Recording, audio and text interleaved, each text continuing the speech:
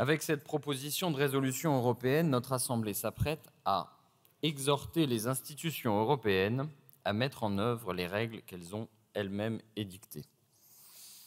Ce n'est pas mal, mais enfin, vous conviendrez avec moi que ça a quelque chose de timoré et peut-être même d'un peu dérisoire qui devrait nous interpeller. Car de quoi s'agit-il? De souveraineté, de lutte contre les ingérences auxquelles les grandes plateformes ont prêté évidemment leur concours ces dernières années, à supposer qu'elles ne les aient pas volontairement organisées. Pour tenter de juguler le phénomène, l'Union européenne a adopté un Digital Services Act, un règlement sur les services numériques, à la bonne heure. Il constitue une avancée non négligeable, comme en son temps le RGPD dans le domaine de la protection de la vie privée. Est-ce à dire qu'il n'y aurait plus rien à faire qu'à attendre l'action bienfaisante de l'Union européenne? Évidemment non. Confier à Bruxelles tout le soin de garantir notre souveraineté, c'est un contresens et en réalité un signe d'abandon. Pourquoi attendre des années de procédure pour que peut-être un jour les X, les Meta, les Alphabet fassent l'objet d'une sanction dont le montant impressionnera, c'est sûr, mais ne corrigera en fait rien au mal qui aura été fait? Voilà des années qu'on le sait. Dans le domaine du numérique, bien mal acquis profite toujours et les acteurs en situation de monopole et d'oligopole n'ont que faire d'une amende qui vient des années après leur forfait, comme une espèce de confirmation de leur suprématie et de leur irresponsabilité. Il faut en réalité assumer que la confrontation avec ces acteurs est désormais sur le terrain politique. Ils s'arrogent des prérogatives de la souveraineté. Ils contestent celles des États et celles des peuples. Les milliardaires qui les dirigent les utilisent au service de leur agenda politique et économique et bafouent le principe minimal de la vie démocratique selon lequel un homme égale une voix. La riposte ne peut donc être exclusivement sur le terrain de la procédure judiciaire. C'est pourquoi nous vous avions proposé une commission d'enquête sur notre dépendance aux géants de la tech, afin d'en faire défiler les dirigeants devant la représentation nationale et d'obtenir d'eux qu'ils fassent la transparence sur leurs procédures, leurs choix, leurs algorithmes, en somme sur les ingrédients qui rentrent dans la composition des produits qu'ils vendent aux Français, comme devrait le faire n'importe quel marchand de soupe, et comme ils se refusent pourtant à le faire eux.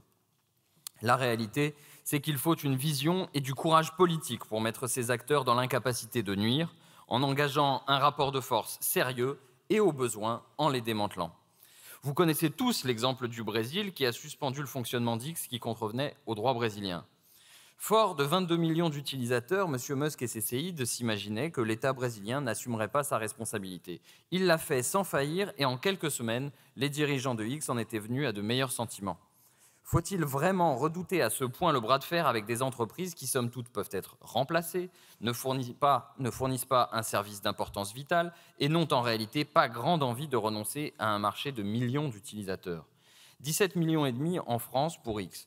Nous sommes donc à peu près dans les mêmes eaux que le Brésil. Espérons alors que le président Lula aura profité de sa venue pour éclairer la lanterne du président de la République sur le sujet. Et si tel n'était pas le cas, c'est avec Jean-Luc Mélenchon, bien sûr, que nous ferons le travail. D'ailleurs, outre ce rapport de force, il faut une stratégie globale qui nous sorte de la dépendance aux grands acteurs du numérique. Or, en la matière, rien de sérieux n'a été fait depuis 8 ans qu'Emmanuel Macron est à l'Élysée, à part peut-être s'ouvrir en grand au fond des Émirats arabes unis, ce qui n'a rien de très rassurant, vous en conviendrez, pour notre indépendance. Dernièrement, le Premier ministre a inventé l'idée d'un conclave social pour s'éviter d'être censuré. Au lieu de cette supercherie, je lui recommande d'organiser plutôt le conclave numérique dont nous avons besoin, enfermer dans la même pièce les quelques acteurs crédibles du secteur afin de mettre sur pied la stratégie qui fait tant défaut pour développer les infrastructures, les réseaux, les systèmes qui permettraient de traiter l'immense quantité de données que la France génère chaque jour et qu'elle laisse administrer globalement à des acteurs voraces et malveillants. Au lieu de cela, le start-upisme qui domine induit l'État à arroser le sable des petits acteurs innovants et à laisser démanteler les géants. Dernier exemple en date, Atos, dont la nationalisation partielle est bien entendu et en réalité un abandon global. Pendant des années, on nous a bercés avec la fable selon laquelle les Musk, les Altman, les Zuckerberg, les Thiel ne faisaient pas de politique. Il fallait être évidemment russe ou chinois pour être malveillant. C'était une vaste blague. Le fait est qu'il n'y a pas de gentils dans cette cour de récréation. Tous, ils en ont après notre goûter et nous ferions bien de ne pas trop compter sur l'Union européenne pour nous sauver quand le moment sera venu. En réalité, une France qui marche ira toujours plus loin qu'une Europe qui lambine.